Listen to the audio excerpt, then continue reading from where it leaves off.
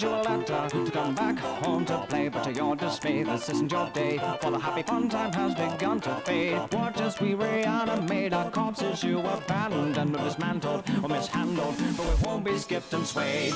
Trapped within these walls, you left our souls to drip away. The ink decayed, the walls at bay, but a reckoning has come today. You say Loris has no guts cause you replace it with mechanical stream. We've been tortured, but we move forward. This disorder kills your day. I am alive, immortalized. You're the creator, you traitor. Hey, there's no vaccine to cure the need. For now you must build up a machine. You die tonight. Tonight, build up a machine. You die tonight.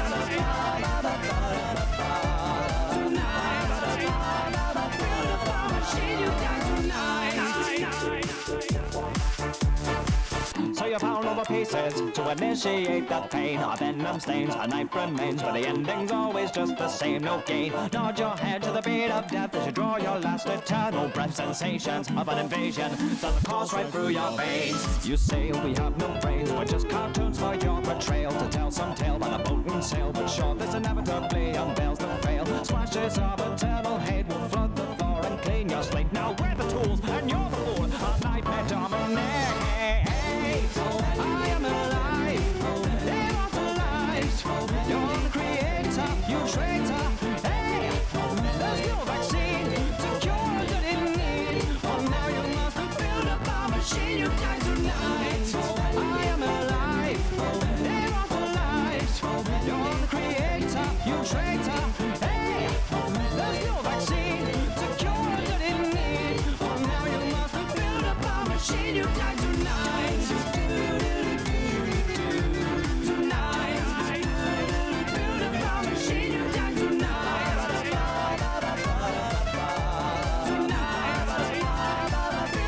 Machine, you die tonight.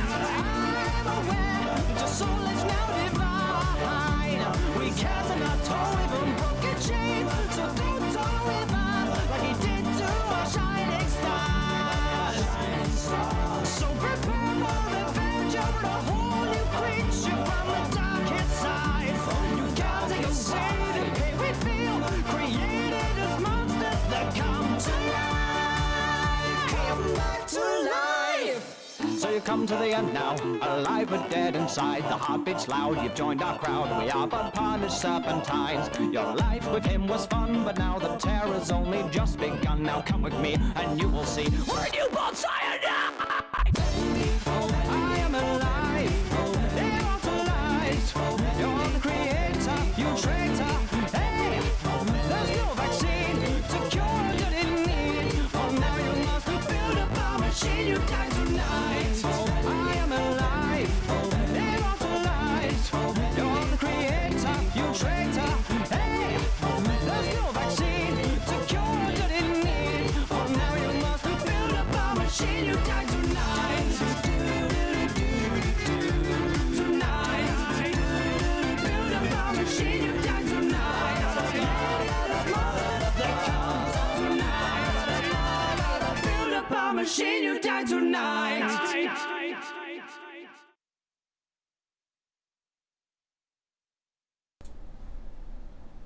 Hello, and welcome to the Noobcast in this very spooky Halloween episode of the Game Club. Hope you're all having a fantastic day. Yeah. We've got an amazing group of people to discuss a pretty scary, not sure if specifically Halloween-y, but awesome themed game. We'll be talking about Observer today. I am Dizzy. Great to have you over here. Thank you for coming in from Miss Michelle Jean's channel where we normally host this. And let's hang out and talk awesome video games. Let me introduce the rest of the crew here for you. Elisha, if you'd like to start. Hello, everybody. I'm the Unabridged Gamer. You know me as the guy who did a 20-minute intro and who talks way too much about a lot of dead games. All right. That is a simple and effective introduction. Knox, how are you doing today? Doing great. How are you? Doing all right. Great. Tell us a little bit more about yourself. So I'm Nox, the Splicer. I stream here on Twitch. I've been here almost 3 years streaming, and I'm so glad to be here and also glad to be back for a second podcast. Most definitely. I'm really excited to see what you bring in specifically for Game Club because this is such a different style of doing things. I'm Um, excited. oh yeah. And we also have Hidden Object Guru. Hello and welcome. Great to be here. As the man said, I'm your foremost expert on hidden object games. Surprised how much crossover there is between those and the whole horror genre, which is how I got into them in the first place. So I'm ready to go with Observer, a game about finding the hidden darkness in us all. Rucker Hauer's son, though. Indeed. And for those of you just joining us, Game Club, we're going to be talking specifically about one game. And today that is Observer, which was made by Bloober Team, the same people who brought us Layers of Fear. And the way we structure it is just going to be three parts. First part, spoiler free. So if you want to just hear about how the game handles and everything like that, you're good. After that, we dig into spoilers, and then finally, highlights and whether or not we recommend it. And to kick things off, the game's core hook is that you can basically be RoboCop meets, I guess, basically Freddy Krueger, but without the murdering part, which is that you can go into people's minds, including those of the dead. So, how did you all feel about being able to just go inside people's minds? Mm. There's a It was lot. immediately perverse and creepy as hell. Mm. It's funny, the game, and again, we're not going to spoil anything, but yet it really does break its rules 10 minutes after it sets it up. Like, here's what your job is, and you don't get, in many situations, you get a first example of him doing his job normally before things get crazy. Hey, you're just going into corpses. Just, this is an interrogation. The very first thing you hear is, it's incredibly risky what you're about to do, and it's violating all of our normal procedures. And he's like, damn it, I've got to get that information out of the corpse. Ramps it up from there, and I kind of respected that. It was just like, started at 11 and went up from there. Mm. Yeah, on one side of things, I like that because it's not playing around with time and wasting it. I think overall they do a really great job making sure throughout the entire game that your time is used effectively. It does help to have some sort of counterexample or some sort of comparison just to be like, hey, this isn't the normal thing that we would be doing with this. And it does lead the question of like, what is the normal way that we would do this? What is the standard operating procedure that makes this safe or okay in this world? But I don't think that realization actually hit me while I was playing the game. I was much more curious to go in and see what's happening. And I think the representation of the mind is really just impressive. I think it's surprising how varied everybody's different perspectives are and how they illustrate it for each person just based off of who they are. You definitely get to know, you get a sense of the person's psyche that way. And I think that it's a really interesting way to illustrate somebody in a method that you really don't see in any other games. We've seen a couple of weird examples of it in things like Fallout 4, but it's one example and it's really used for an allegory versus being able to compare and contrast. And you get the opportunity to do that a lot with the characters that you experience in the game. Yeah, that's very true. I think the first Mind You Investigate, I was definitely shocked by the level that you were getting involved with. I was definitely not expecting it because at the start of the game, it seemed rather slow, and you were just like, okay, I'm just asking people questions, gathering clues, and then I'm just going to like make a decision based on, talking to people through doors. And then you investigate your first mind, and you're like, holy Jesus, what is this? It's like shocking almost because um just the amount of sound and imagery on screen that you experience, it was very shocking to me. But also, you can kind of compare it to like if you've ever had a crazy dream or nightmare in your personal life. It's sort of like that. It's just very shocking. That's what I got from that. Yeah, I say And that. right off the top, we do have to warn people issues with photosensitivity. Oh yeah, You cannot play this game. Don't buy it. It is a waste of money. You full on cannot play this game. It would be dangerous. so many different graphical, especially the Mhm. further in you get. When you're towards the end, it's absurd just how many graphical effects they get on screen, which I love. The aesthetic is just gorgeous at times. The transcendent, it's like as if you're on LSD from all the ways it's just tearing up the environment. But yeah, if you have in any way have to deal with seizures, no, you're just. I mean, in general, most horror games aren't accessible for that, but this one in particular is just pretty much guaranteed. So bear that in mind. But I'd also say in regards to what Knox is saying about the shocking aspect, I think that's part of one of the things I love about Observer is that for the most part, the game doesn't really rely on what a lot of run and hide horror games have, where it's sort of like, here's a monster. Right? It's not Soma. It's not trying to rely on just this weird thing attacking you. Instead, it's a lot more about the nature of what you're doing and experiencing that is going to unsettle you. It gets a lot Mhm. more up close and personal in ways that are not nearly as easy to escape. And I think that honestly works for it because that means you're not just able to turn away from it or it doesn't become mundane because it killed you. Now you just have to try to figure out a way to get around it. Yeah. That being said, that does happen in the game, A few times, and yes. those are some of the weakest parts of the game. Yes. Absolutely agreed. Yeah, like we were saying before we even got started, I understand why they had that thing that is presented as a monster, but even if there is a justification for it, I feel like there could have been another way to do it. Like it could have Mm. been like the Tali in Silent Hill 3, who's just sort of in there in the background, and you could potentially miss him, or he could be the creepiest thing in the game for you. Mhm.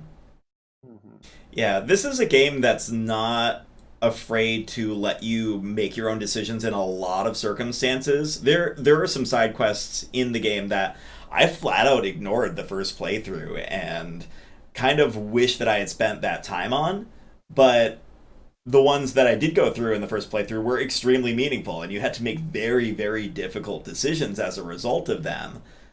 And giving that element of being able to make your own decisions definitely helps out, especially in a game like this, especially when you are investigating, that you are in some amount of control, but are you, we're going to play around with this concept.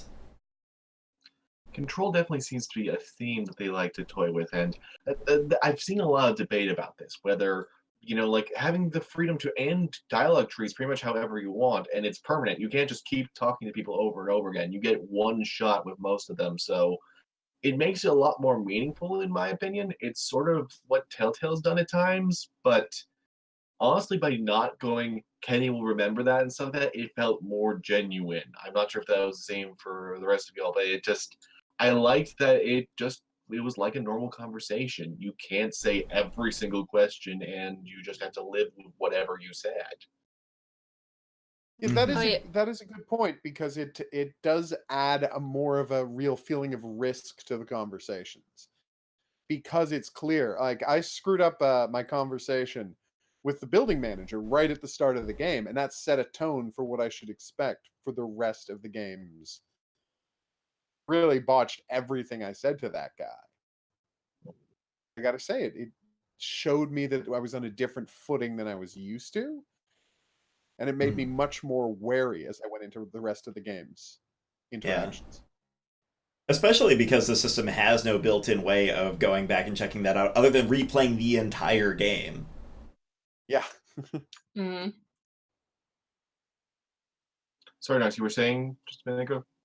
Oh no, I was just saying like with the conversations and stuff relating to that where you can't like re-speak to someone, the game has like an amazing way of there are so many people in the building that you can talk to, but yet you're completely alone in that aspect. Um, because you can't talk to them, you really don't interact with anyone.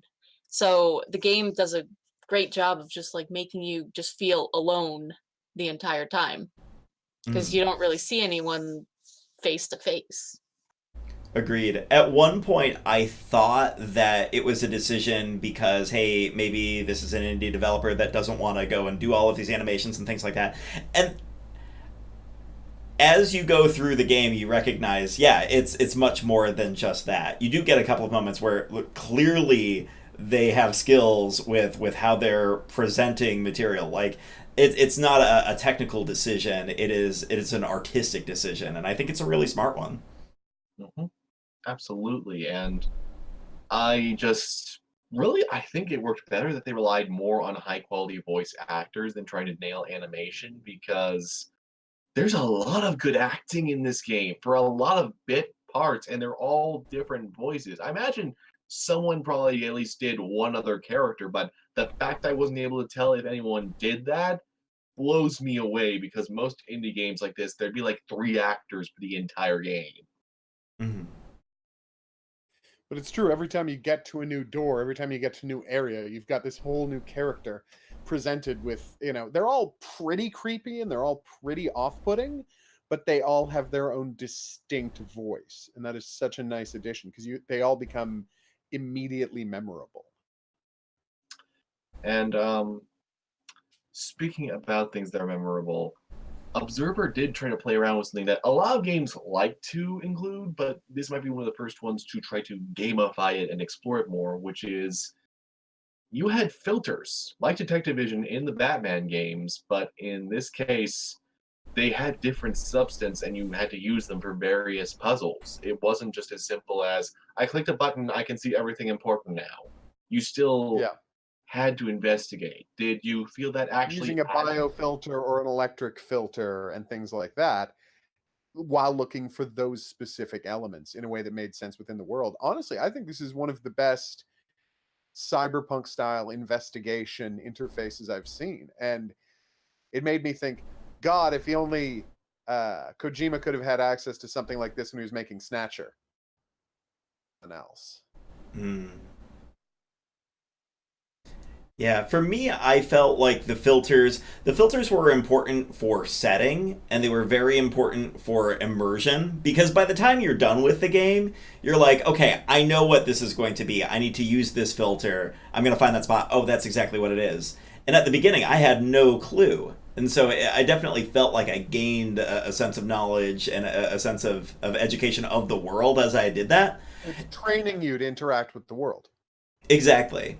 But past that point, I don't see a lot of value in the filters other than building the story and building the universe up.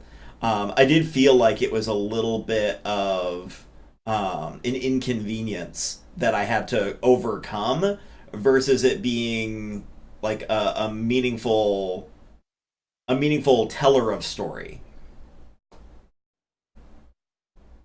Yeah, filter wise, I like the concept, I like the idea, but I wish it was a little bit more crisper, if that makes sense.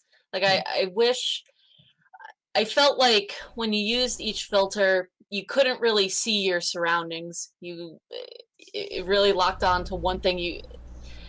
I just wish, like, when we're talking like Batman, like you could just see the entire picture. The filters, especially the one where you look at like the organic material, I just felt like you couldn't see that much uh, uh, around the view, if that makes sense. Mm. And I I understand. didn't really like it.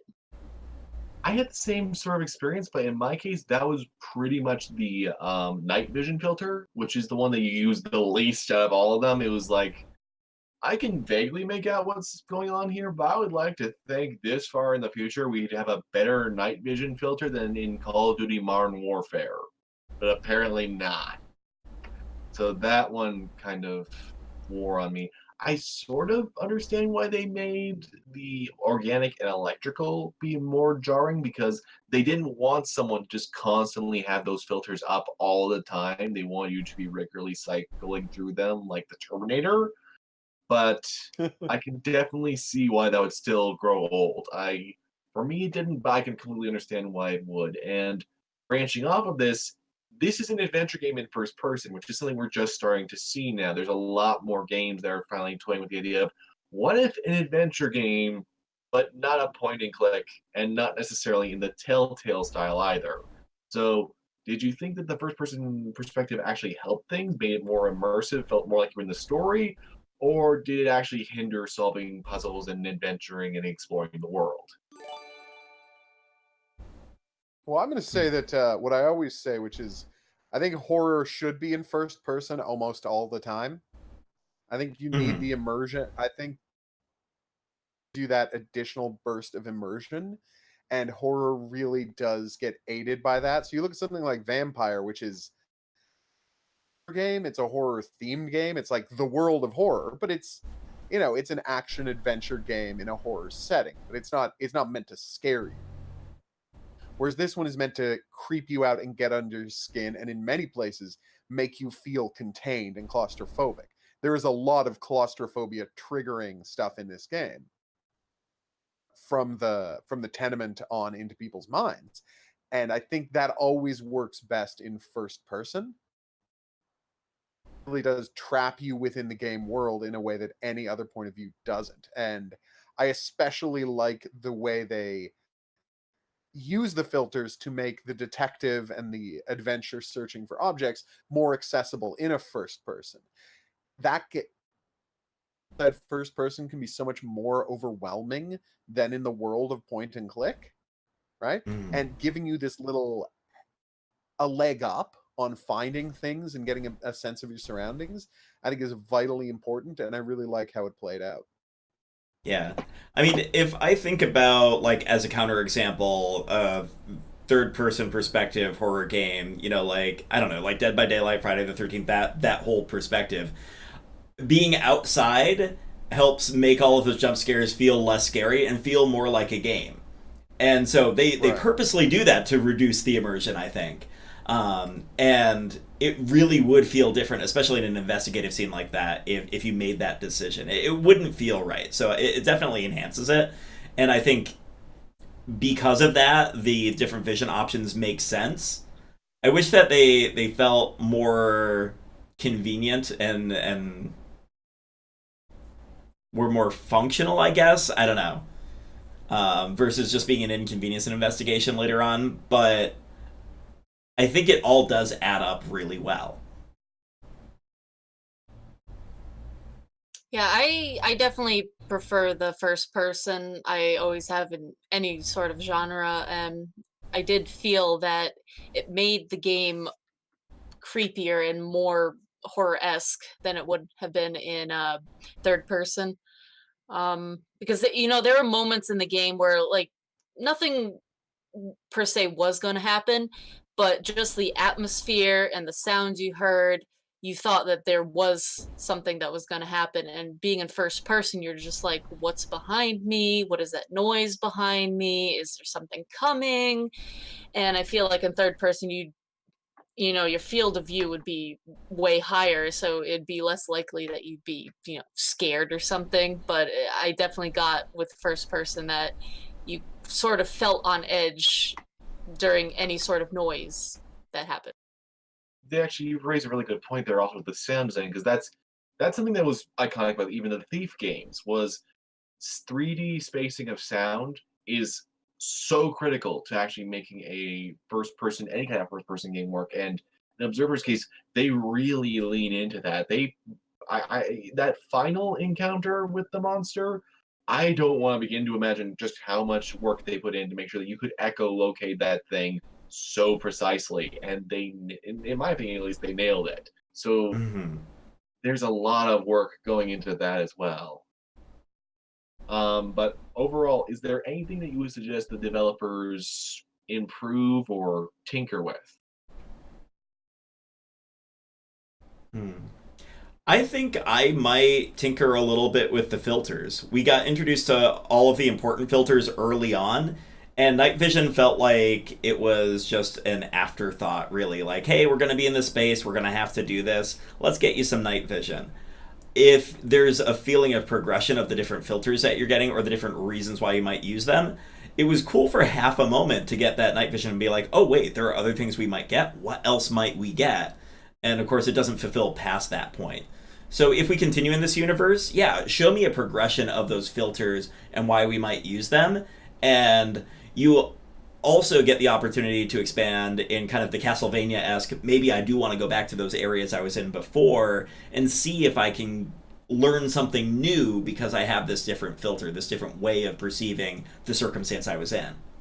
I can see that, definitely. Imagine the story that could tell if you... An addition... Oh, sorry. Oh, yeah. I was just going to say... What I was going to say was... oh, hilarious. You got it. Go.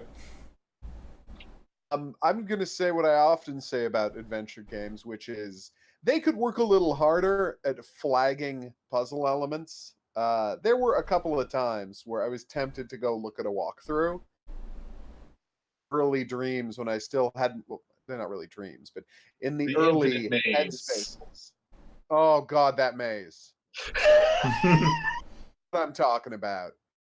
And it gets easier as the game goes on and you figure out how the world works, but it's like, guys, and you put this friggin' maze in 45 minutes into the game. There are people who are going to stop and get a refund on your game because you don't know how to flag things. Game, make it just a teensy bit more accessible. People will reward you for it. Fair. Yeah. I'm trying to remember that maze because I don't recall... The first guy. It's the first guy. Like, it's... Mhm. And it's crazy. I was awfully worried whether or not that would be the section that would piss off Hippo and Michelle. They apparently got through that fine, which was like, good, great, fantastic. And I should mention, due to Michelle's absence, she managed to break the game. You know the section where there is I don't want to spoil anything too much right here, but just basically there is a computer that you need to bring along with you, and it is animated. It is floating around and it is making noises, and you use it and you plug it into terminals to unlock to progress things. Well, in this one section, she's supposed to put in several terminals, then bring it back to the final part. She was right near the end. She left it too far back and managed to cause a door to be permanently shut. I never had this glitch happen. This is the first time I've ever heard it happen, so I don't know if she just got like 1 in a million, but I saw it happen on stream. Thankfully, a quick checkpoint reload fixed it. And this is particularly weird for me because Observer is the only game I can think of in recent time where I didn't have any notable glitch happen. But wow, it's just like the game just broke. Its logic and scripting just fell apart there because of this computer drawing you back when it summons you. So FYI, if you play this game and you get to that section, keep it as close to you as you can whenever possible. Oh. So, that's pretty impressive, especially... I mean, the game's been out for a while now. They could have caught that if it were something that was happening regularly. Yeah, I am very impressed. Horrified and impressed, but I knew I should mention that because that was a big sticking point for her. And she honestly would echo also Dan's sentiment because the very first puzzle, finding that computer in the place, a lot of people didn't figure out that you were supposed to look at somebody's wrist. Yeah, there's a lot of salt flying that night. I think there's a lot of areas in this game that aren't obvious to what you're supposed to actually be solving, and you don't know whether it's just some hallucination where you have to keep walking back and forth until it jumps you to the next part, or if it's actually a puzzle. Because I think the first puzzle in the game, the one with the camera and you're in a room and you have to keep walking through different pathways to get to the next pathway. Like I feel like most people would not understand that that's a puzzle and would just keep walking through doors and being reset Well, and walking through especially doors. because Mhm. it came you right after a sequence where you walked through a bunch of doors and reset, and the plot just kept happening. Yeah, that was one of Yeah, the. it Plus, taught you to just keep going through doors and having more and more craziness, and they're like, "Oh, wait, this is a puzzle." yeah, the prompts are really vague in that one too. It's very easy to not catch that you did the right thing that time. You don't really notice it until someone tells you. So yeah, that is the one thing that Bloober really needs to work on. And I do just want to say, in regards to whether or not this might actually get a sequel, it's up in the air. But they just announced that they're doing a Layers of Fear too, so maybe we'll Oh, get for this world. So fingers crossed for that. But that about wraps it up. Unless there's anything else in the gameplay section before we get into spoilers. I should definitely get the warning tag up over here. I think we're ready for some spoiling. All right. All right. Gotta even type it in over here. There we go.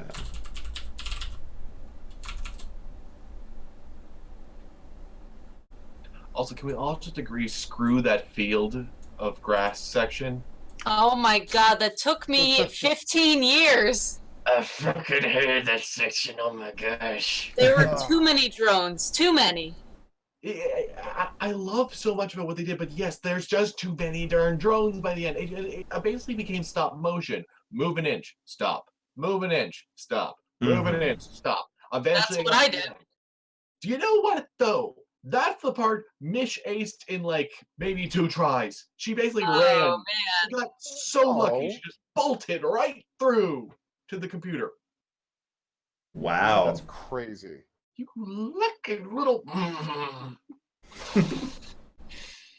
Wow. All right. Yeah, The spoiler alert is up. All right. Well, we actually have already touched upon a bit with this, but how did it really feel interacting with the world? All these short stories packed away. Were there any ones that you especially liked? Plus, there was all the side content, like the hidden mini games and everything. Hmm. I spent too much time on that damn that maze. I know, right? So entertaining, that maze puzzle. Oh, the samurai and the spiders and the princess. Come on. It was really clever. Oh yeah. They were good puzzles. I Its own didn't. game, but you know what? Maybe. Yeah, it definitely could be its own mini game. I only got 7 out of the 10 PCs, I think, for that. But I always wanted to find one just so that I could be like, okay, what's the next round? Supposedly there's another mini game hidden, but I never found it. Really? Yeah, I didn't either. there was Well, some I think- achievement for it. Oh, go Sorry. ahead. Well, I think in a way, like the mini game definitely is like a prime example of like the actual game you're playing, because you know with the mazes, and then the actual game you're playing is like mazes of the mind that you have to solve. So I think in a way the game was kind of smart. In nodding to us that way, yeah. Mm-hmm. Thankfully, with less spiders. I mean, they threw enough scary moments in there. Oh my gosh, the killer. Like, tell me about a well thought, well put together killer where you can get the entire story together in the amount of time that this game takes to tell the story. That's true. Yeah. It is a lot of information told in a very well paced out. Like, sorry, it's meted out well over the course of the game. Hmm. And the payoff do work extremely well. And I did not. I was very wary going into the game because when the game starts with like thuddingly obvious like religious metaphors Hmm. about the storytelling going, wait a minute, okay, wait. His name is Daniel Lazarus. Daniel means God's judgment. named Adam Lazarus. Yeah. God's judgment on Adam. I mean, come on, guys. Oh You're yeah. going with this. You don't have to be so obvious with the point you're trying to make. But it got a lot better. I mean, it's like I wanted to dismiss it based on the obvious naming, but man, no, it learns subtlety right away. And it learns humanity right away. Like right in those first couple of people with these horrifying stories of poverty in, post cyberpunk Poland. Like all of these people who commit one crime once and get locked into a cycle of poverty where they spend the rest of their lives as an underclass with no possible way to get out of it. Like there's some creepy stuff. And I mean, and that's just before you even get into the cyberpunk, the mind jumping stuff, there's some really creepy social commentary happening at the outset of this game. Oh, absolutely. You've got the one side quest where you start reading through the emails and you discover that that one of the characters is, I believe, being taken advantage of, all for the purpose of this other person becoming a Class B citizen instead of a Class C citizen. Like, her life is ruined, absolutely destroyed. She's blackmailed, and it's absolutely tragic. But we get to see the reason behind it, and it's it's just this. This is the way it is, and she accepts it surprisingly readily. There is a very Polish dystopian life sucks tone that they nailed like perfectly for the entire game. And I would say the side quests, I honestly in some ways preferred my choices for the side quests more than the actual final choice in the game, because like, did anyone else get the little girl and the older woman? Yeah. Yes. Oh my gosh. That one is just like, even though we're in spoiler territory, I don't want to spoil it for everyone because just like, I love that I genuinely had to think it over because like, which of these two options is actually going to benefit everyone the most? Because it's genuinely ambiguous in a way that a lot of games with morality choices don't. It's nice to see one where neither option feels like a good choice. Yeah, see, that's how I felt. I ended up randomly picking a choice after I think 4 or 5 minutes of just staring at the options because I was like, you know what? I don't know what's actually going to happen, so just kill her. Jesus. Oh, you killed her. You know what? I did the reboot. I think not the reboot, or was it the what's the other option? This reboot or shutdown, I think. Yeah, it was. I think the choice that she didn't want. I'm an awful person.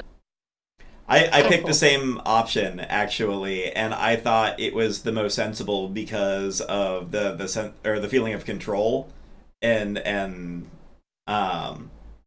ended up very shortly afterwards regretting that decision and feeling guilty about it, and to create the sort of environment where you have these emotions afterwards, like, gosh, I really wish I could go back and make a difference on it. It's so unique, and I have to say that those are the most important moments of this game. I'm apparently the only one that didn't kill her, and I do want to say when they gave me what I saw, like, there's enough ambiguousness that you're wondering, what did I just let loose? But also, I actually felt kind of good about it still. Like, it was like, okay, something new is happening here. And I love that it foreshadows what in the end you're faced with. Although, in your case, it's a bit less platonic, whichever choice you make, as I found out. Yeah. Oh. Oh no, things get Okay. we're not going to get to the end just yet, but it goes again to what we're saying. I think the most powerful stuff in the game is, and this is what Cyberpunk is for in a lot of ways, it's why Black Mirror has been so successful, is showing the way humanity is crushed or perseveres under these kind of changing circumstances, because we all recognize ourselves in these situations when it's well written. We all recognize our shared humanity, and then when we have these horrible situations, it's just touching enough on our day-to-day life, and the kind of rather extreme versions of it, but the kind of dilemmas people can be faced with, that it really does get under your skin, which Observer absolutely does. Mhm. Yeah, very creeping, pervasive, sort of just sliding underneath, gently getting in there, which is another thing the game does really well, is it does marvelous grounding. This is some of the best pre-scare setup I've seen in a game, because we see a lot of horror games where it's like, blood is everywhere. Look at me. I have all these monsters. Hello, I'm the evil within. Whereas then you look at an Observer and it's like, oh yeah, we're just having all these conversations. Everything is really suck. We're not feeling very good emotionally. And okay. And this room just transformed into a completely different room. And now the radio is transporting us through time. And what is happening here? Very good at catching you off guard, which is something so few horror games do. I'm so happy to see someone do it. Yeah, the sense of normality as we go and investigate and knock on all of these random apartments just to get information really helps you kind of get that calm between those exciting segments in the side stories. And I think it's a very effective reset button, and it's a very sensible reset button given the background and given who's around. I don't feel nearly as nervous about a situation. I got to the point where I was not nervous about a situation where I saw somebody through the image of their window or their TV looking out at us from the hallway. Whereas at the beginning I was like, guys, why don't you just show me this? I want to see what's going on here. It was relieving to not get into that situation. Mm-hmm. Oh yeah, yeah. There's certain ones where it's like you're very glad you don't meet these people in person. I do have a question. Who else told the asshole to shut up? Which I'm one? trying to think. The one in regards to Helena. He he basically acts like an incel. There's a few of Oh, those. Yeah, I know, but it's like he's right before find the first murder victim. Ah, okay. Okay, yes, then yes. I feel like I did because that's just who I am, but It was very satisfying. yeah. That was like a couple of doors down, Mm-hmm. telling about all of the upsetness he had. Yeah, that was a really good moment, actually. But Made I me so mean, can we sad for what just happened after, but yeah, can we just talk about like just like the different variety of characters we have in this building? Because like you go from some relatively normal people and then you run into some people and you're just like, oh my god. Like there are a lot of conversations I'm sure we've all had with certain characters in that building where we just wanted to get out of it just because they were just so creepy and just like uncomfortable to talk to.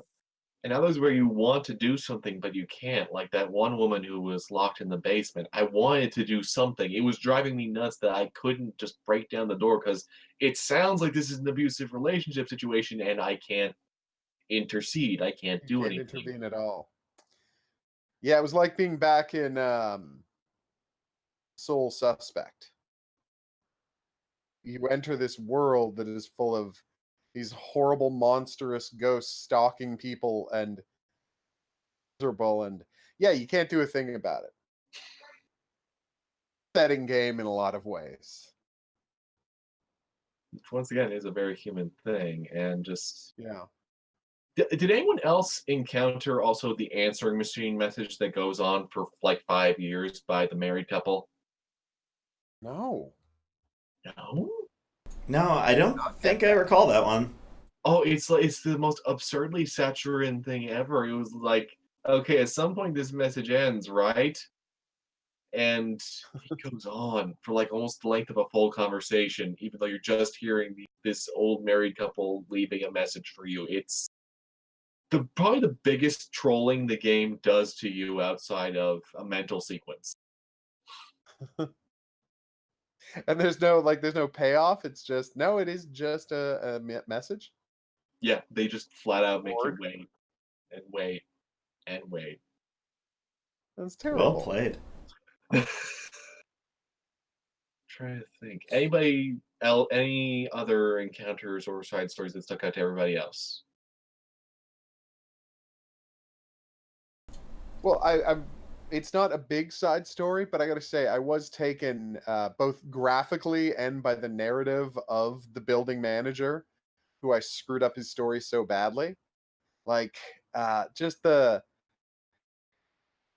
veteran in the future, obviously, but the I don't talk about graphics much, but the job they do on his artificial skin, this visual of this guy and with this nightmarish skin to really sell what outcast veterans like him have become. And it's just like he's not quite human anymore, and he can't afford anything better, and he's trapped by his history working for the government and now being left behind by them and turned into an outcast. And you can see that he's an outcast right on his face. It's just ugh, me for the whole game. I mean, that's just a prime example of, like, I think the social political climate we live in now. So Yeah, I don't know. it's a good outgrowth of it. Mm, very timely world, as depressing as they say. It's a very timely world to explore in a game. It's true. Yeah, there are a variety of injustices that are taken to an extreme, and I think it helps to see those things and put them into a clear context of like here's the upper end. Here's how this will progress if we don't take action on something now. And it's not there quite to make a political statement, but it is definitely there to spur the political thought of like how is it that we get into that space? How can we prevent this dystopian future? Mm-hmm. And in many ways, they would surprise me by just how much they would be generally trying to raise the topic without actually saying too much. Because like, there's the really conservative family, none of which have been modified. None of them have augmented. So as a result, they're basically intentionally living as the cyberpunk equivalent of Amish. And the guy's a high and mighty asshole, but depending on your interactions, you still feel sympathy for him and his family because it's like they don't want to be augmented. That's their personal bodily choice, but they're still being held back by society because they don't want to do this. And whatever their motivations, this is something that's going to be an issue, especially once bodily augmentations start coming along more. So it makes you think about it from more than just the perspective of, oh, look, it's a conservative religious person, they're just going to be grumpy. So it's like that's an interesting thing to just have in there as like you might by chance encounter it, which is the other thing that needs to be said is almost all of these dialogues are optional. Mm-hmm. That's a lot of writing that you're hoping someone will find. And it's a perfect example of a game that gives you as much as you're willing to put into it. Like that's absolutely the case. Like I could see someone getting through this game and not getting it at all. You have to be willing to put in an extra couple of hours to this game, experience it the way it's supposed to be experienced, and like the way I think they intended. And Is the risk worth the reward at that point? Especially thinking like there are some people who won't understand this, will give it a negative rating, will recommend people actively not play it because it's like, oh, this is all I'm getting out of it. It's only a couple of hours of this, that, and that, and I made one big decision the entire game. You could theoretically be that person, right? Yeah. So how they took a risk, and I think clearly with Observer, there are enough people out there who are willing to speak to its virtues that it didn't get stuck in that position. But would it be sensible to take that sort of risk in a game in a different situation? Or how many games like get into this spot and then disappear because nobody's willing to take that risk on that one? I have two examples I actually want to bring up to this because Subsurface Circular, the like 1 hour game that Mike Bithell put out, he explained he and his dev team knew they're releasing a game that under Steam's return policy, someone could beat it and return it, and they could have have actually been a complete net loss from this game. But instead, the quality of the experience and the marketing and how they conveyed it to players helped it a lot in ensuring that that wasn't the case and ensuring that people responded positively. Whereas by contrast, where the water turns to wine, the Depression era Grapes of Wrath inspired adventure game, really just kind of crashed and burned because the marketing didn't turn out great and the reviews were negative. So it seems to be a lot more about reaching the right people as soon as you can and ensuring that people know what they're getting into, which I'd say based on what Observer showed off beforehand, it was being very fair about this is going to be a horror game. It's going to be first person. You're going to do a lot of walking around and talking to things. That was fairly heavily emphasized. More so into the transcendental going into people's brains bit, but still, I think it was fair about what the experience would actually be like. Whereas, say, Where the Water Turns to Wine, from what I understand, it actually gets very boring at points. It kind of has this roguelike aspect that just didn't really hook most people. So you really just need to be very on brand from what I've seen.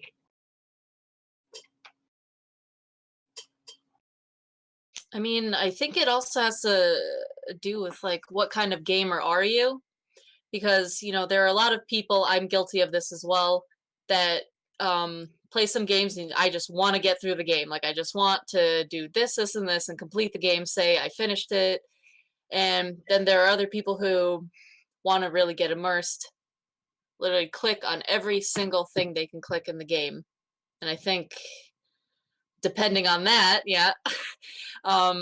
So like for example, that's what really messed me up in The Witcher 3 is because the first playthrough of that, I completed the game in like 15, 20 hours because I didn't care about any of the side quests. I didn't talk to anyone and I was just like, let's go for the ending. But I think, and it really just depends like how immersed you want to get or if you play a game just to finish it.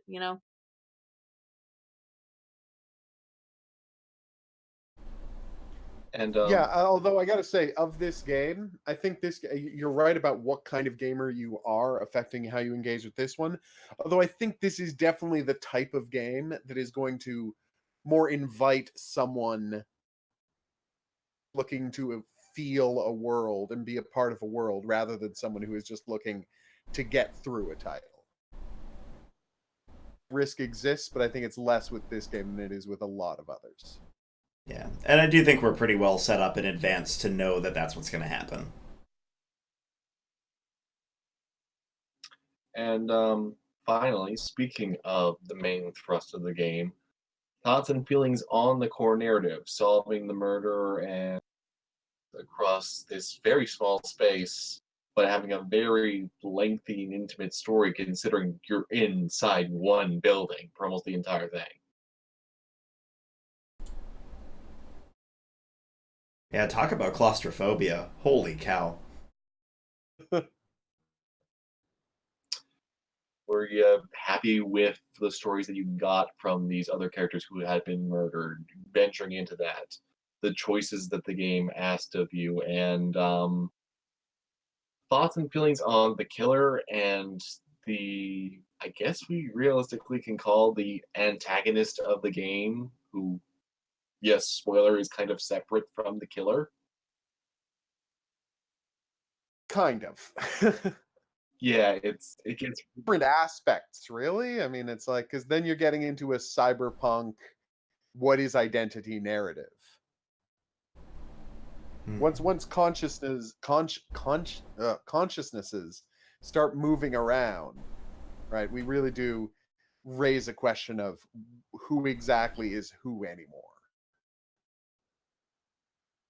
Yeah, I mean that's the ultimate decision that you make. That end choice is how you feel about that, or at least weighs very heavily on whether or not you think a separate consciousness is the same as the original, Yeah. or similar enough where it doesn't matter. At least that's the way that I Yeah, weighed it's my not like the final game- decision. Like the game leaves you off the hook on that one. Like that is a question you really need to front based on your final choice. I'm going to be weird here and say that as much as I agree with all of this, would you believe that's not what motivated my choice, my final choice in the end? What was it? My choice was I'm looking at something that looks like a threat, regardless of whether or not this is who this consciousness claims to be. I don't trust it. I don't like the feel of this. And the thing is, I actually got lucky. I tried to do the quote unquote nice ending, and Yeah. I stopped it early enough that I could reload the checkpoint and try again because it's like this doesn't seem like the right way to. No, this seems no. Every single fear I was having is proving to be right. So I went with what is supposed to be the bad ending, but I firmly believe that that was the right choice to make. After everything I saw and experienced, it's like, no, I don't trust you one bit. You seem like it's like we're setting up for some villain to become the next Shodan or something like that. I'm not playing ball with this. And I know they leave it ambiguous as to whether or not you succeeded, but at least in my head canon, for now, I succeeded.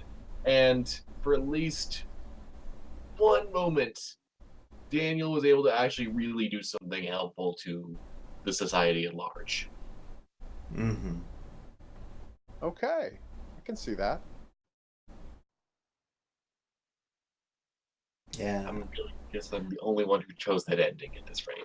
Oh no, I did as well. I definitely rejected Oh. Adam, and that was my place on it as well. Was just whether or not this is actually the person that I have known for so long, or some artificial version of him. He's still a problem. He is still not a benefit to the world around him. I am not okay with this. He is making decisions that are sociopathic and not necessarily just out of convenience either. I'm not okay with either of these characters. I don't want either of them real or consciousness, as it turns out. Yeah. Yeah. Most of the decisions that I made in the game were that, though. It was just get rid of everyone. Just get rid of them all. Well, then, I see you're going for the kill everything pick. You're going very Undertale. Making me feel unsafe. Let's just wrap it up here. But I'm just Yeah, I saying, can see like, that. any game that has like a hive mind essence to it, it just goes wrong. So It's never a good result for anyone. yeah, I mean, did you guys play like what Evil Within 2? The whole hive mind thing there.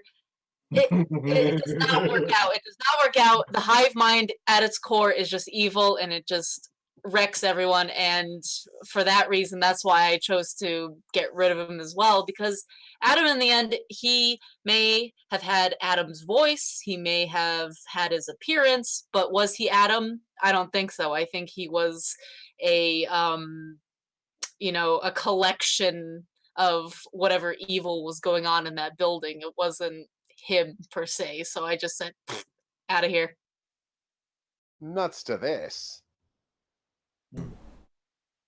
Okay. That Yeah. I totally get. I think in certain parts of the game, if it was left there and the choice was made then, I would have made very, very different decisions.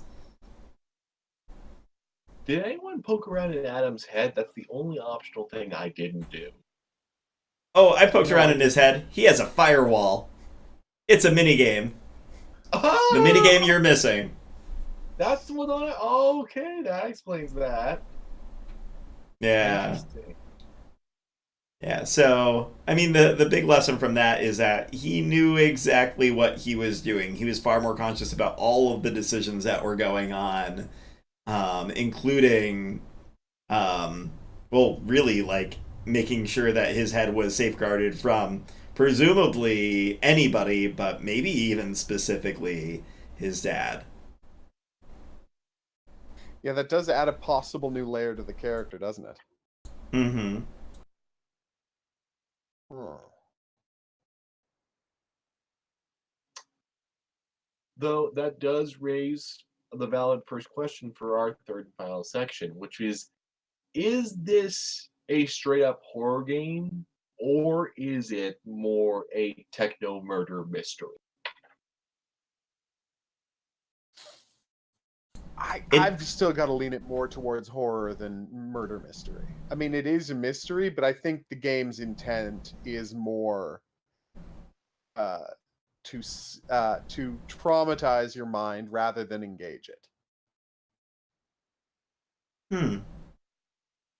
I'm not sure I agree with that. I think there are a lot of intriguing elements and different pieces that it presents, and it wouldn't be challenging us to think about things like, you know, the conservative religious family or some of the other side quest options. I think about like the option with the pig.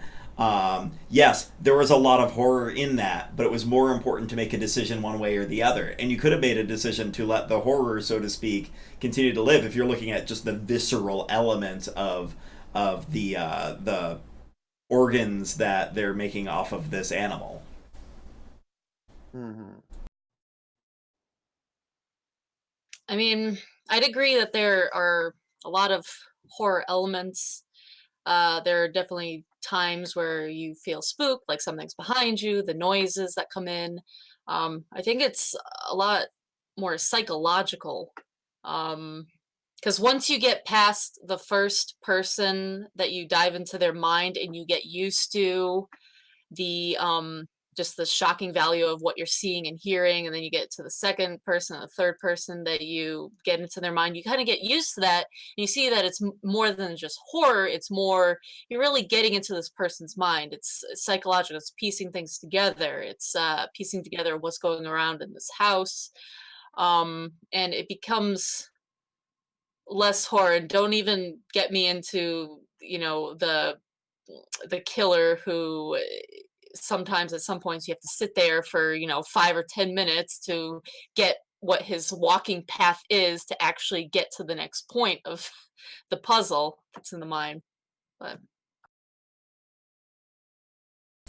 Yeah, I think the other part that makes it difficult for me to think of it as a horror game or a game that's focusing more on that than on the mystery element is I usually expect more action in my horror movies and the horror anything. Um, and in this game, the few moments that we get that are heavy in action, I feel are more mechanical than they are things that drive fear for me. And maybe it's just like I've played enough of these games and horror doesn't hit me like other people do where I'm just not as affected. But I didn't feel like when we did have those elements of like direct contact that I that they were necessarily good at projecting that. Like I felt like it was more of a mechanic, and I think we've all agreed that that's the weakest element. Um, do I think that it's more of a mystery because the horror element is bad? Maybe. Maybe it's just I want to speak to the strongest element that I see, and I see that as the psychological element. I'm going to I hear what you're saying, but the thing is the monster bit, while it didn't scare me, a lot of the other bits genuinely got under my skin. The first time I was playing through, for the most part, I was playing late at night because there are times in the week where that's the only time I can actually get the game in. And it's like, I should not have to play this game right before bed because that is not a good plan. That was not a good plan. And honestly, it's because there wasn't a ton of action. For me, it has to be one end or the other. There either Mm-hmm. has to be like next to no real combat and action and stuff like that, and it genuinely being atmospheric as hell, and just, there's a threat, but it's not as prescient, or it needs to use the action to nullify me, like with the first Fear of the game. This is something I've been going on about all October, though. It's just like, with the first Fear, it's the kung fu and the shotguns and everything else that makes me lulled just as much as having the conversation with the people. It's a lot more about setting the table the right way. Because if you just jump up and scream in my face, then I'm not going to care. Then you're Fear 2 or the Evil Within 1, and there's no way you're going to scare me with any of this. You're just going for shock value. And in that respect, I do really think of Observer as a horror game, but I love that it has so much murder mystery in it, because I think that it's the perfect way to get the wool over your eyes. It's already something so morbid that you're prepared enough, but it's also got just the right amount of oh shit. And well, like we said, while the monster bits were weak, other stuff wasn't. There's effective stuff where it's like, this is creepy and unsettling. I'm not jumping out of my seat. It's not like, Pyramid Head 2, Pyramid Head ambushing you on top of a rooftop or something.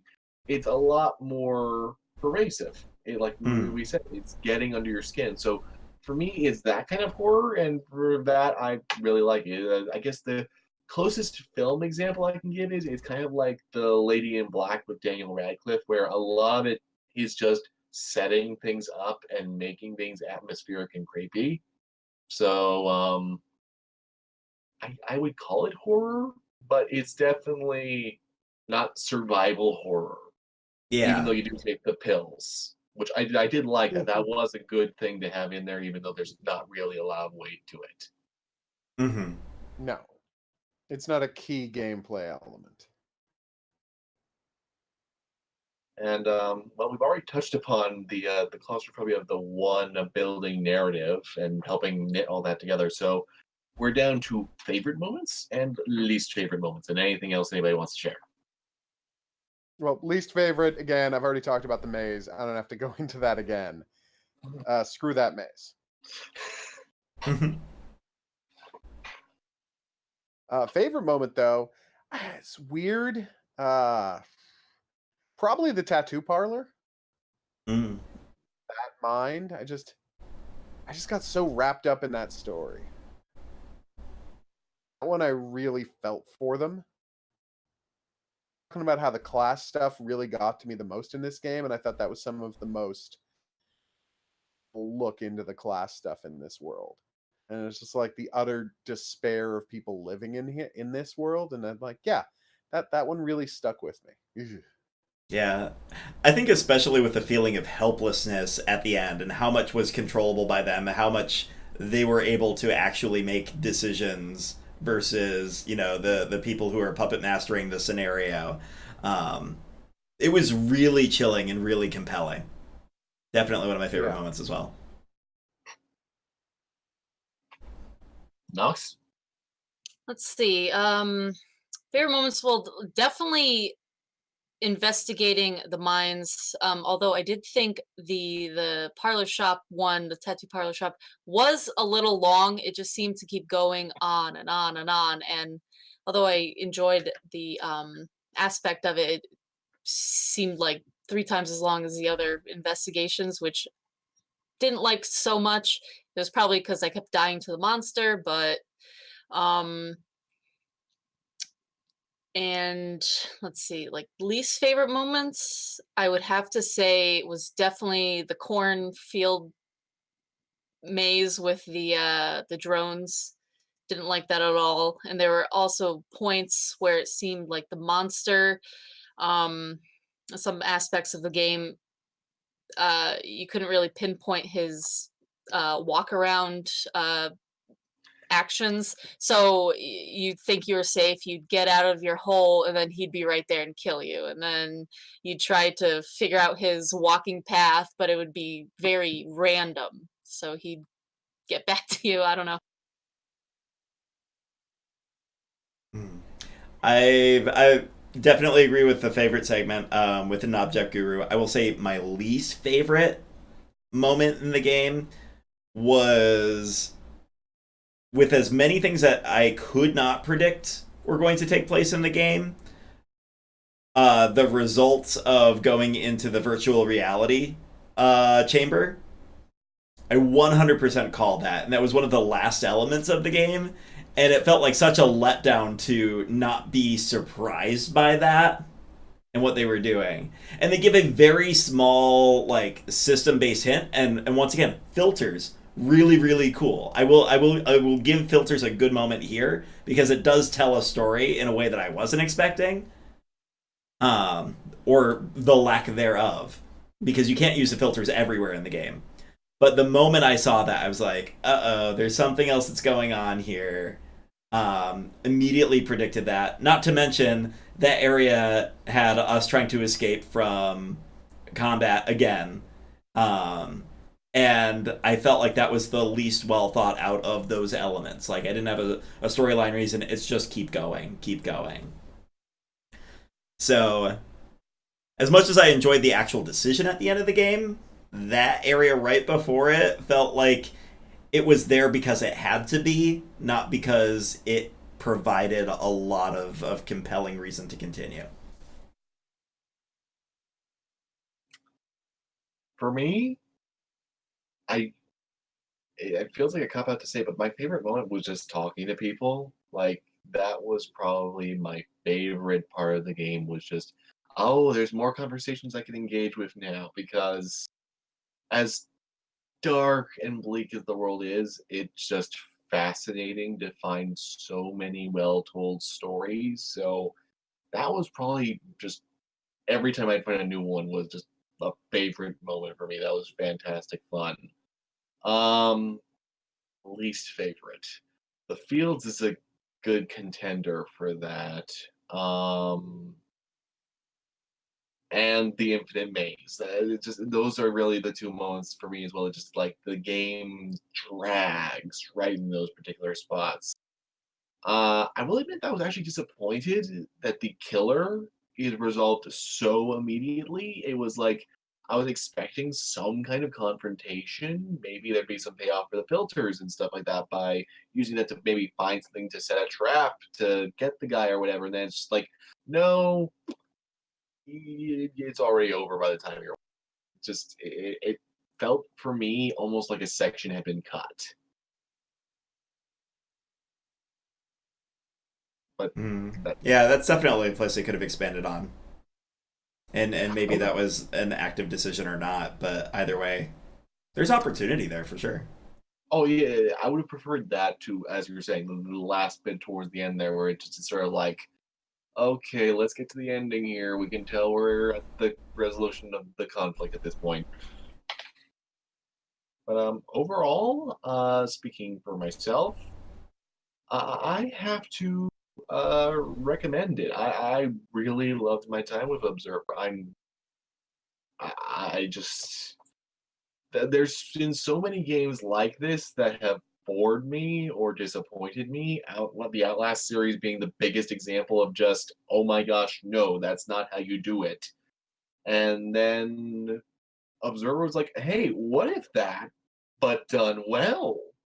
And it's just, wow. I even love that we finally have a horror game with an older protagonist. I think the only other game with that is the Blair Witch games. Yeah,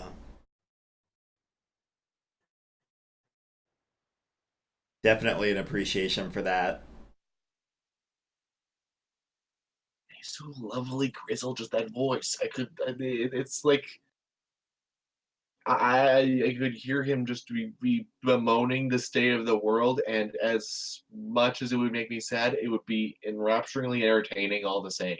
It just was perfect casting. Yeah, and I Mm. mean, in a lot of ways, this really exists because of their love of Blade Runner. Rucker Hauer in there was just, I mean, whatever they had to pay him, it was absolutely worth it for what he brings to this game. Not just the star power, but you're absolutely right. His performance. So grizzled, so tired, so just turn into this, and he doesn't know how it all went this wrong, and he's just trying to keep going. Yeah, there are very few games that I think match that, and of course, all of the ones that I can think of are big AAA titles. The conclusion of Metal Gear Solid, like that is another old character that presents that very well. And we have, I mean, when did Metal Gear Solid 4 come out? 2008. Yeah, like it's been a long time since we've had a stellar character like that as a protagonist. And yeah, absolutely. So, do the rest of y'all recommend it? Oh, I absolutely. mean, No. Yep. Yeah, I will recommend it, especially for someone who enjoys Cyberpunk full price. I will take that full price fare, and that's hard for me to do because I like sales. But even if you're not specifically into that genre, I mean, you see a little bit of a deal on it. You see it at $20. Go for it. You're not going to regret it.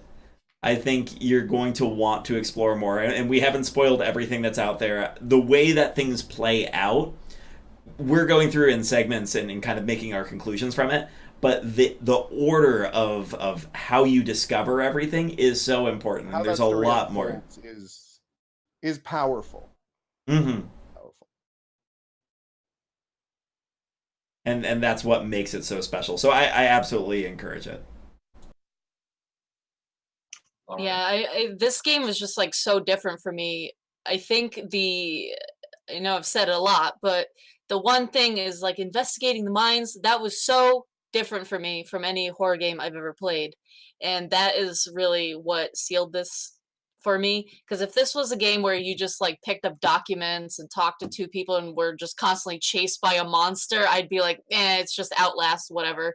It's not that interesting. But like thing where even though you're stuck inside one building, the ability to get into minds of people really expands the game for you because you are able to actually kind of leave the building and see what everyone's going through and dealing with. And it actually makes the game a lot larger than it seems. And for that reason, I would highly recommend. And there were definitely a lot of times where I was sitting on the edge of my seat where I was just like, oh God, what's going to happen? And, you know, I would highly recommend. All right. Well, I think that rather concisely wraps it up. So yeah, Observer, play it, play it, play it. Is good. Is I'd say it's Bomb pretty as perfect hell. timing for a Halloween game. If you're looking for something to play on the 31st to be spooky, you can pretty much do it in like 1 to 2 days if you're really into burning through a game. So like, it's actually pretty perfect fare for this weekend and for the holiday.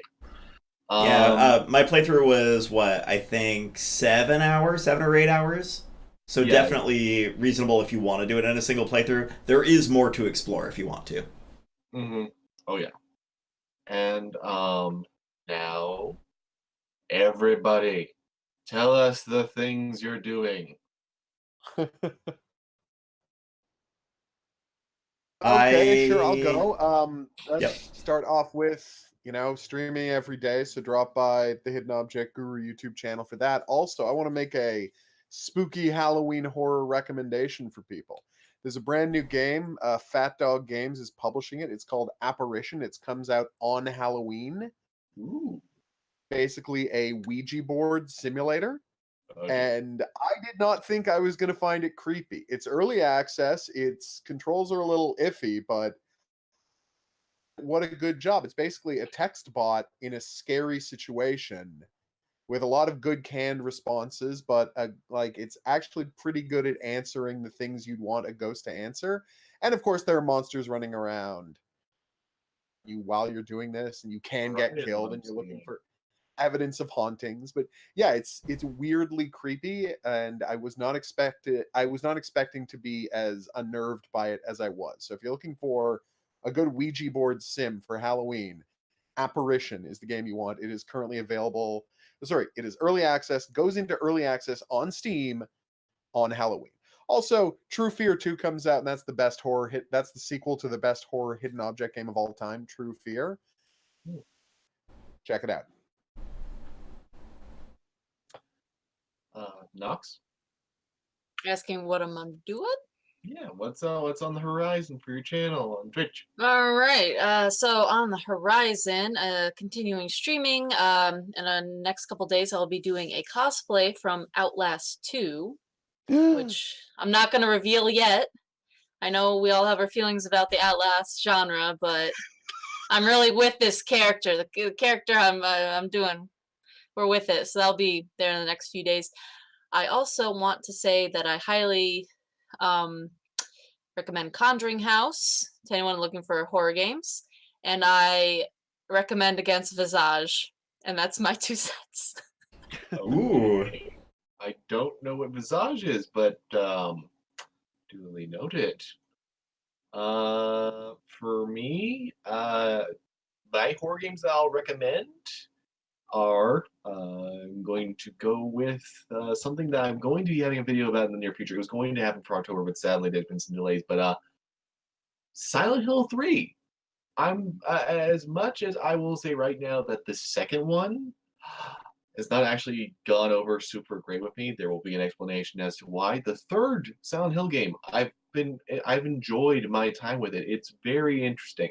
The final boss is kind of bullshit. Look up a guide for it, but otherwise it's the one that's actually cheap and available on eBay, and it's been pretty fun. Besides that, if you're looking specifically for something that you could just find on Steam when the Halloween sale starts, yeah, The Evil Within 2 is just that thing is spectacular. That and Alone in the Dark. You do that, you have the 2 most notable open world horror games that's on PC. And above all else, always remember, never play Silent Hill Downpour. Never play Silent Hill Downpour. Never play Silent Hill Downpour. Dizza. All right. Well, I can say I'm not specifically doing any spooky themed streaming. The spookiest thing, the nightmare that I am trying to get through is the incredible lengths of Persona 5. I will be doing that probably until the end of the universe, the way that it's turned out. I think we are officially over the halfway mark, which is fantastic. So definitely excited about that. We'll do some general Halloween themed things, but that's the basis of what's been going on. And of course, that all happens here at this channel. So if you do want to check that out, you are always welcome to do all of the things that people do when they like doing that. But yeah, really, that's about it. Any horror recommendations to go along with Horror- everybody else? Horror recommendations. I mean, I will say just go and play Observer. Just simple as that. If this hasn't given you a good enough example as to a way to spend your Halloween evening, I don't know what will.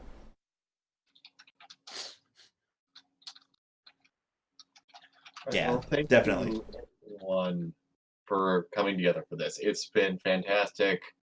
I'm glad we had a ton of fun. And once again, I will mention, Miss Michelle Jean wanted me to make sure to mention she was not as keen on the game. So bear in mind there are people who have been frustrated by it. And from what I understand, Hippo also had some frustration. So if you aren't super keen on adventure games, that is something to bear in mind. But otherwise, check it out. But thank you for joining us. Yeah. Thank you, Nox and Guru, for hanging out with us, and everybody hey. have a happy Halloween. One quick thing. thing. Okay. I'm just going to come in for just a moment here. If you've had a different experience with Observer and you want to talk about it and you want to explore these games, we have an opportunity for you to do so in the Noobcast Discord. Yes. Let me give you a quick link on that. I'll put it in the chat here. But you are... Oh, I can't because I've got the video going. But you should stop on by, check things out. We will announce our next game for the Game Club on Discord. So I encourage you, play along with us, have fun, and we'll be checking in here pretty soon for our next general podcast. I think, what do we have that scheduled for? Is it just next week now? Yeah, it should be next week. There's going to be some interesting things to touch on for that. And yes, Basil, I'm sorry that you ended up here right at the end, but we are going to be having the book. Even I made The Not a Book mess of it. Club. The Not Book Club will be going live at my YouTube channel there. The first episode is going to be going live soon, and when it goes live on my channel, I'm also going to be splicing in some gameplay footage of each one. So, like, Super Hot will have some gameplay from the review there. I've got the full recording of Observer ready to go, so we'll have some nice accompanying examples, and it'll be a fun time. Yay! Absolutely. Abu. Thank you all, and definitely look forward to our next one. That will be on Miss Michelle Jean's channel. Normally, it is over there, so if you don't already have her followed, I sent the link down in chat. Definitely check that out. We look forward to seeing you next week, and until then, enjoy Observer or not. Either way, we'll appreciate it, and we'll see you next time. Cheers, everybody. Au revoir.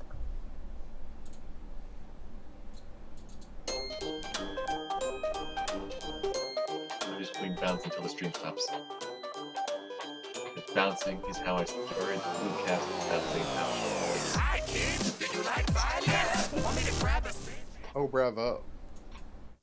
Well, the thing is, it was easier back when exercise ball. That's true. But the chair does a little help. Okay. So we're off the air, audio off and everything?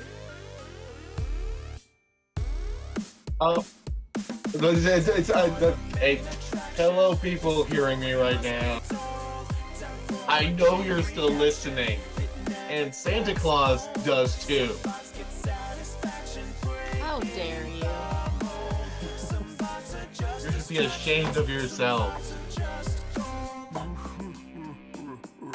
I'm not the bad guy, I'm just a bit surprising. It's not worth losing sleep, it's not worth analyzing. There was a time not so long ago at all. There we was go. just like you, can you hear my call? And now I'm popping in over here, over there. I'll be checking in, but you never be aware. In the beginning I kept a keen eye on the state of affairs with the new guy. Now I got a new gig, let me know if you dig. Ain't going home, so I better go big. Just got a glance at Cam to be, then you get a little surprise. It's me. You may say that I'm breaking your mind. In my opinion, you're much too kind. Time for the main attraction. The story must be told. Time for a chain reaction. It never gets old. Some thoughts get satisfaction. Raid begins. Some thoughts are just Raid. All right. I will see you all soon. Thanks again for having me. All right, I am off to start the stream. good job. Yeah. have fun. Alrighty. Uh,